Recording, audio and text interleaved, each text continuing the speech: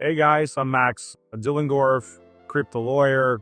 Since 2017, I've been advising U.S. and international clients on matters involving regulatory compliance, cybercrime, asset protection, especially for cybercrime victims and their families. One of the most common concerns I hear is about securing crypto holdings and ensuring they're properly accounted for in long-term estate and asset protection planning. Every year, millions of dollars, if not billions, vanish due to hacks, exchange failures, and SIM swap attacks, leaving families and heirs without access to critical assets. Over the years, my firm has represented hundreds of clients nationwide in arbitration disputes against major cryptocurrency exchanges, cases involving lost or stolen digital assets. That experience taught me one thing: when clients lose crypto, they start looking for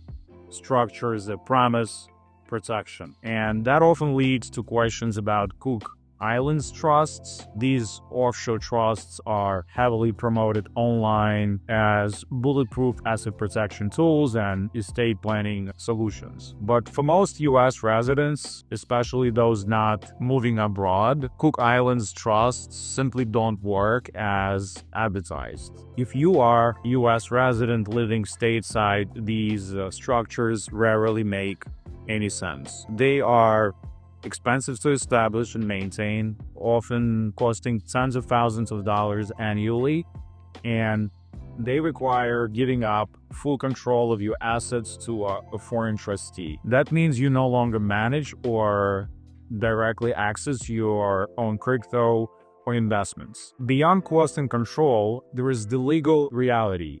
U.S. judges have a long history, over 30 years, of attacking and collapsing these types of offshore structures. Courts routinely order U.S. citizens who've moved assets offshore to repatriate them. In FTC Affordable Media, for example, defendants claimed they couldn't bring assets back from their Cook Islands trust because the trustee refused to cooperate. The court did not accept that defense, calling it a self-created impossibility. Defendants were held in civil contempt and ultimately jailed until they complied. The case set a precedent. The impossibility defense, saying you can't comply because the foreign trustee won't cooperate, almost never works.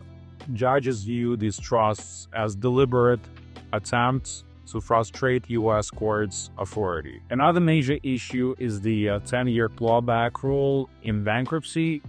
Under Section 548E of the U.S. Bankruptcy Code, if you transfer assets into offshore trust and file for bankruptcy within 10 years, a bankruptcy trustee can unwind the transfer. The assets can be pulled back into the bankruptcy estate if the court finds the transfer was made to hinder or delay creditors. A good example is the Mortensen case, where court invalidated a trust created years earlier on the grounds that it was designed to protect assets from a potential claim. If that can happen with a domestic trust, offshore trusts face greater scrutiny under U.S. law, especially in the context of estate planning. There is also the tax side. If you transfer appreciated crypto into a foreign trust, the transfer could trigger capital gains. The IRS may treat that as if you sold the assets at a fair market value. Instead of deferring taxes, you could end up realizing a large taxable gain the moment the trust is funded.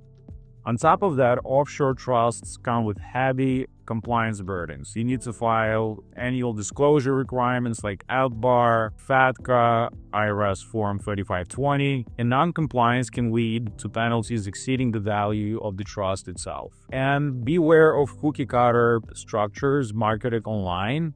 Many are mass-produced templates that don't comply with U.S. reporting laws or reflect your actual estate planning goals or risk profile.